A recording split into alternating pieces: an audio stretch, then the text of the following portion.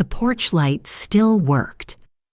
When I flicked the switch, the bulb warmed the paint I'd chosen in the 90s, a shade we called buttercream because we were too poor and too hopeful to call it gold. The air smelled like wet cedar and old paper. I set the turkey on the kitchen counter and laughed at the absurdity of it, the grand entrance of a bird with no audience. Somewhere far off, fireworks cracked in the damp evening, the kind neighbors set off because they cannot bear a holiday without noise. I made tea. Steam fogged the window that faced the yard where the roses had become thorny ghosts. I could have cried for the neglect, but a small, stubborn pride rose in me instead. I had come home. The house held my steps with a memory I could feel in the boards. I put wood in the stove and lit it, the first ritual of belonging. A knock sounded at the front door, brisk and familiar.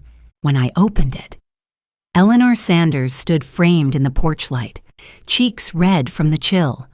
A wool scarf looped twice around her thin neck. She had been a nurse for 40 years, the kind who wore white sneakers and told you the truth. She held a basket covered with a linen towel. "You back for good, Maggie?" she asked, slipping into the nickname she used when I still graded essays. "I'm back for now," I said, and she smiled like a person who understands how gently you must handle a new decision. She set the basket on the table and unveiled cinnamon rolls swirled like seashells. "There's a bake-off at the senior center next month," she said, pouring herself tea without asking. "You should enter. We need more steady hands. I haven't baked for Joy in years," I told her, "only out of duty." Eleanor sipped and glanced at the turkey cooling on the counter. "Then learn back the joy. Duty never tasted as good." The stove snapped, throwing a lick of flame. We ate the first roll with our fingers, sugar sticking. And she told me about the center's new coordinator, a widower named Calvin Reed, who could fix a cracked pie crust and a clogged sink in the same afternoon. I listened and felt a small thaw where the insult had frozen. Later, alone again, I wrapped the turkey and slid it into the fridge. My phone buzzed with a text from Mark, a short, timid line asking if I was all right. I typed and deleted 3 answers before settling on the truth. "I'm safe," I wrote. I did not add where. When I turned off the lights, the house held the dark like an embrace, and I let myself be held. The senior center smelled like lemon cleaner and coffee, a scent I have always trusted. I arrived with a recipe card stained the color of autumn, harvest memory apple pie, a crust I'd taught to a classroom of restless teenagers the week after my husband died. It felt like bringing a relic into a room full of living people. Calvin was taller than I expected, with kind eyes and hands nicked by knives and time. He wore an apron that said, "Measure once, taste twice," and his laugh started low, like a motor catching. "You must be Margaret," he said, offering a handshake that was neither timid nor presumptuous. "Eleanor says you can rescue a split custard and a lost cause." "I can rescue essays," I said. "Custards depend on the weather." "So do people," he replied, and I decided to like him. He showed me the ovens and the battered mixers. The bins of flour that breathed when you plunged a scoop in don't need when you're furious, he said as we worked side by side. "The dough remembers. I have plenty to remember for me," I told him, slicing apples into fans. "But I'll try gentleness." We prepared sample pies for the Wednesday lunch crowd. When the first slice met the plate, the room carried a quiet expectation I recognized from the moments before a student read a poem aloud. Eleanor took a bite and closed her eyes. A man in a Vietnam vet cap nodded once, the way men who have seen too much will nod to say, "Go on then, tell your story." After lunch, I stepped outside into a shy winter sun. A voicemail pinged. Lydia's voice filled my ear, crisp as a snapped cracker. Mark says you ran off. If you're trying to make a point, congratulations. You've embarrassed the family on Thanksgiving. Next time, just say you can't handle it." Behind her words lay the familiar assumption that I would return, apologize, resume my place in their kitchen. I deleted the message. The silence afterwards rang like a bell. In the following weeks, the center became a rhythm. I taught a Tuesday reading group how to find music in grocery lists and redemption arcs in weather reports. I burned one pie and laughed, which startled me. Calvin showed me how to make a bottom crust that didn't sog, and I showed him where to cut a paragraph that sagged. We traded fixes like recipes. The bake-off, when it came, felt less like a competition and more like a gathering of elders offering proof that patience is a spice. My pie won. A local TV reporter asked me to hold the blue ribbon and talk about age and second acts. I kept my answers soft and truthful. "Sometimes you hang up on a life that has stopped listening," I said on camera. "Sometimes you drive home." That night, Mark texted again. Not timid this time, but careful. He asked if we could talk. I stared at the phone until the screen dimmed and then set it face down. In the quiet, the house breathed. So did I. So, the next morning, Calvin suggested we serve a limited supper from my back porch on Fridays, a small menu, reservations only. "We'll call it the Silver Spoon," he said. And when I told him why that name mattered, he pressed his palm briefly to mine, the way one friend steadies another when they step off a curb. The first Friday we opened, 3 couples arrived with the anticipation people bring to a new barber or church. We served chicken pot pie with black pepper crust and roasted carrots that blistered sweet. Eleanor floated between tables with the easy authority of a nurse who's navigated emergency rooms at midnight. Calvin plated. I carved steam from the ovens and shook my head when anyone tried to help without washing. By the 3rd week, a young reporter from the local station returned to film a segment on grandma-powered kitchens. I dislike the word grandma when used like a novelty, but she meant well.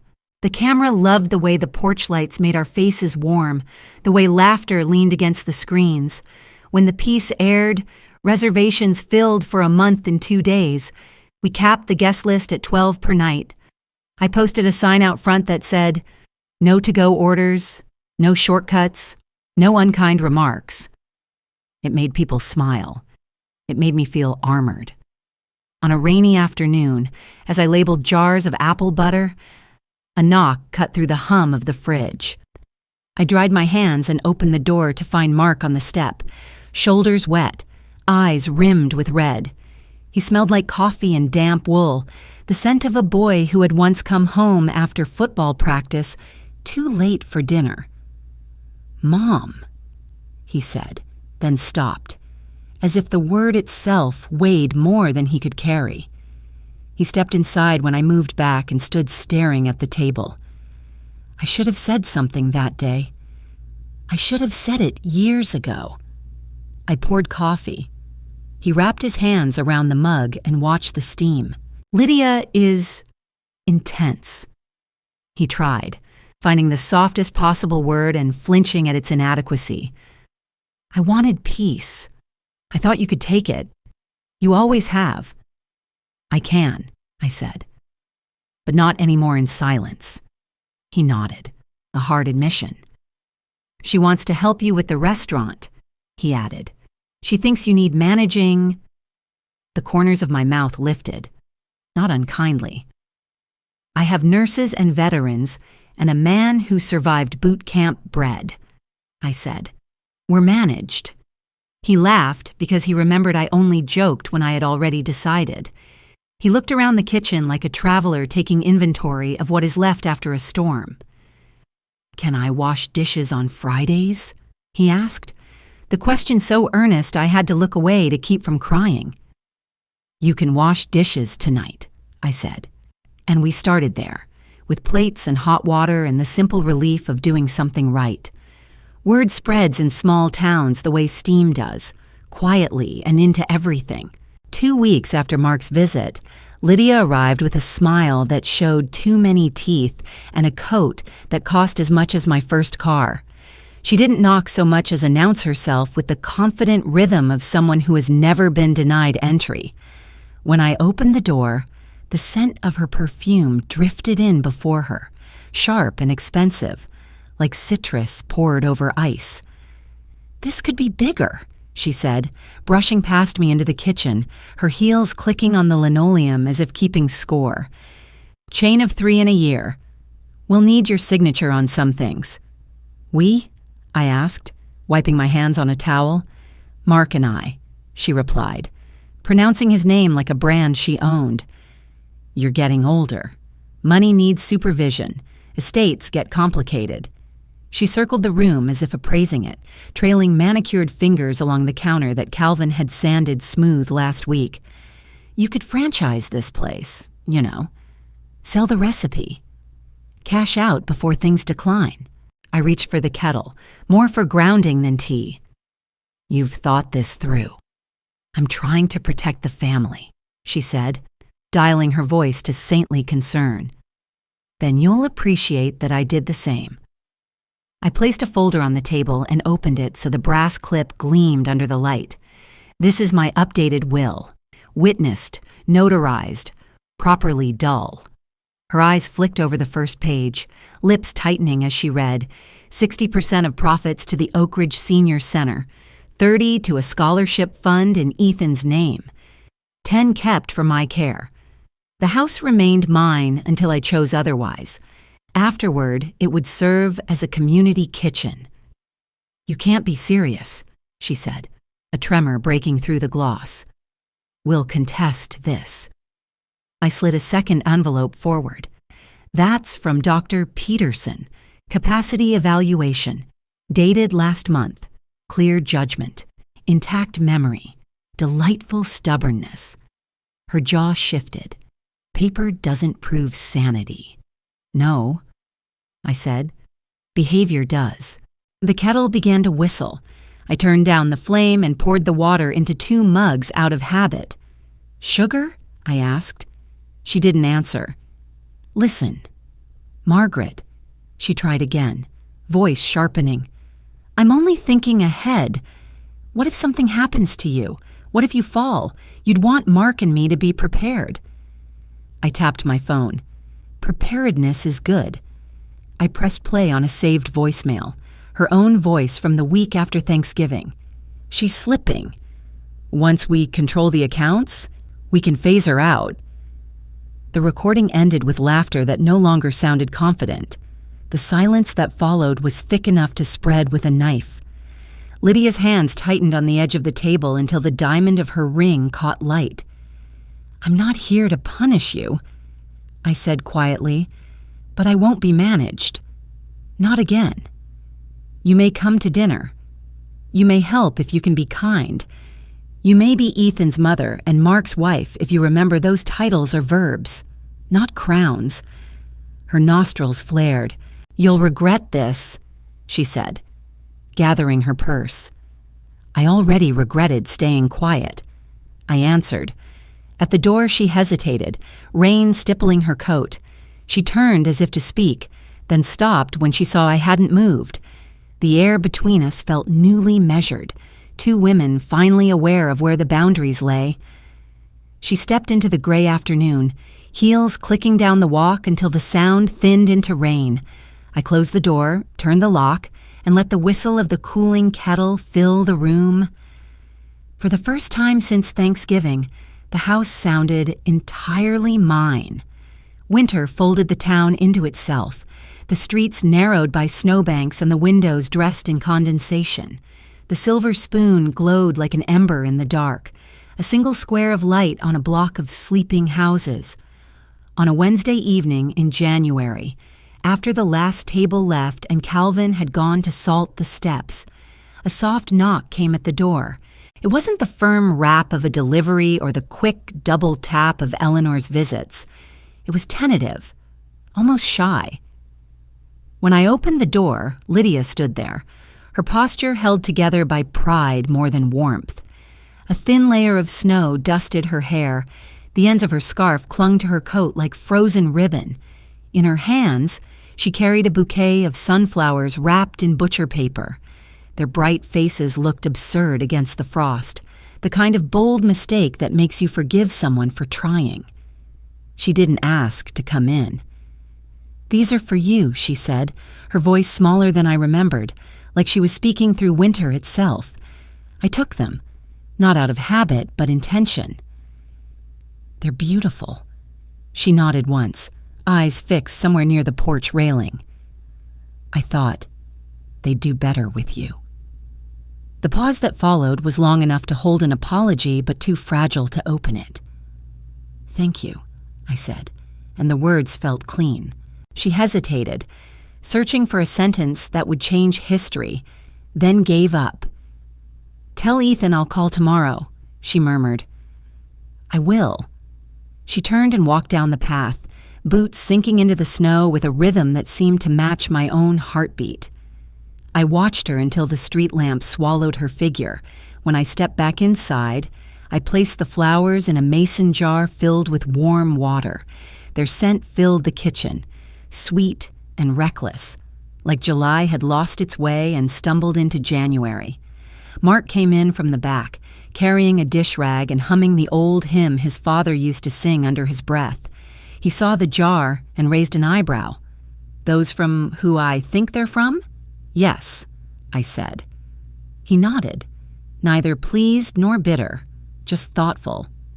"She's trying, maybe, I agreed. We cleaned in silence, the kind that carried forgiveness without requiring ceremony. Steam rose from the sink, catching the light, turning the air soft around us. When he finished, Mark dried his hands and kissed my cheek before heading out.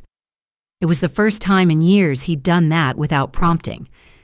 Later that night, the phone rang again. Ethan, his voice bright and proud. "Grandma, I made the choir. They picked me to sing the solo for spring concert." I laughed, tears surprising me. Then I'd better start practicing how to sit still through applause. "Promise you'll come?" he asked. "I promise," I said, and meant it with the weight of everything that had happened. After we hung up, I leaned my forehead against the cold window pane. Outside, snow kept falling in fine, unhurried lines, erasing old footprints. On the counter, the sunflowers had begun to tilt toward the stove's light. I reached out, straightened one stem, and whispered to the quiet room. "All right. Let's begin again." Spring arrived shyly that year, as if asking permission to begin again. The air in Oak Ridge smelled of lilacs and wet soil. Each morning I stepped onto the porch, dew shining on the railing, and thought how strange it felt to wake without dread. The Silver Spoon, our little weekend bistro, had survived its first winter. What began as 3 tables and a borrowed oven had turned into a small, beloved ritual. On Friday evenings, Calvin and I moved around the kitchen like a practiced waltz. He stirring soup, me rolling crust. Eleanor handled the guests with the calm of a nurse checking pulses. "You realize we've become the town's heart," Calvin said once, and I laughed. But a part of me believed him. People didn't come for luxury, they came for warmth that lasted longer than the meal. In May, a letter arrived from the county council inviting us to the spring fair. We rented a small canopy, painted the Silver Spoon on a banner, and served pie and stew until our arms ached. Children licked their spoons clean. An old couple told me our apple pie tasted like their wedding cake 50 years ago. I wrote their names in a small notebook titled "Memories Served Warm." A young reporter filmed us for a local segment about second acts. I told her we weren't chasing success, only belonging. The piece aired that weekend. A porch, a stove, a second act, and overnight our phone rang nonstop. It wasn't fame, it was recognition, the gentle kind that says, "We see you now." By summer, We opened the porch for free Saturday classes. Teenagers from the local high school learned to chop vegetables, knead dough, and clean as if someone important might walk in at any minute. Calvin showed them how onions talk when they're ready. Eleanor taught kitchen safety with humor sharp as vinegar. I taught patience, the secret ingredient most recipes forget. Watching them, I realized hope often sounds like laughter over boiling water. In August, our students hosted a charity dinner. They planned the menu, served every plate, and stood straighter with each compliment. When applause filled the room, Calvin leaned over and whispered, "That's what love looks like when it grows up." I believed him. Autumn returned gold and certain. The county named the Silver Spoon Community Gem of the Year. The plaque hung slightly crooked because none of us owned a level, but I left it that way. Letters arrived, thank yous from people who said our porch reminded them what kindness tasted like. I kept them in a shoebox beside my husband's engraved spoon and the blue ribbon from the bake-off. I don't open it often, knowing it's there is enough. On Thanksgiving, the porch glowed again. Friends and family crowded close. Ethan's voice rose from the kitchen. "Grandma, can I carve the turkey this year?" I guided his hands, the blade sliding clean through golden skin. Laughter rippled around us, soft and steady. Outside, the first snow began to fall, light, forgiving, and new, like a blessing whispered over everything we'd learned to keep. When the last guest left and the porch lights dimmed, I stayed in the kitchen, listening to the house breathe.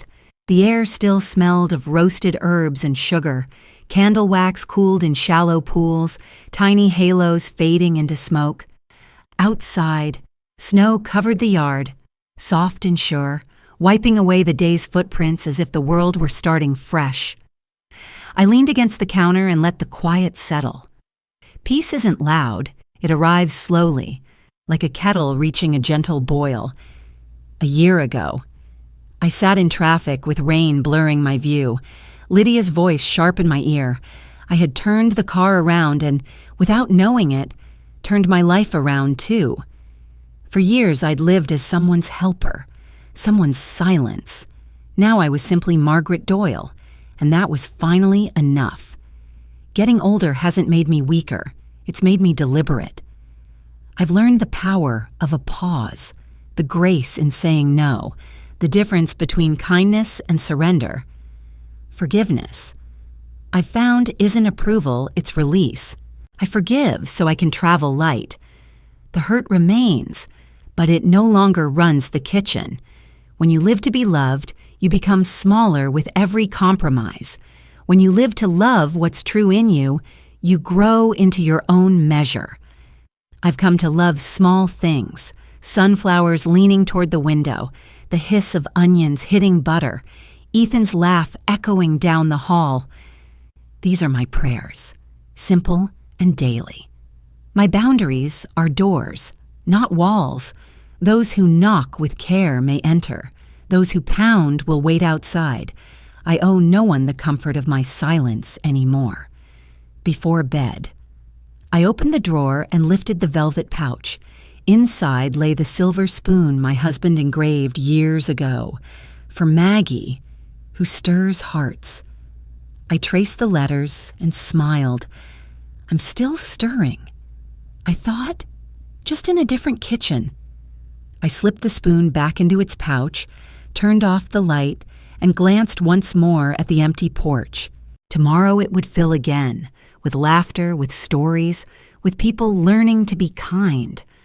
Outside, the snow kept falling, steady, forgiving, the good kind that feeds roots. I exhaled into the quiet and let it hold me. Tonight, the silence was mine. And at last, so was the peace. Thank you for watching. If you enjoy these family drama and revenge stories, please subscribe and join me for more every day.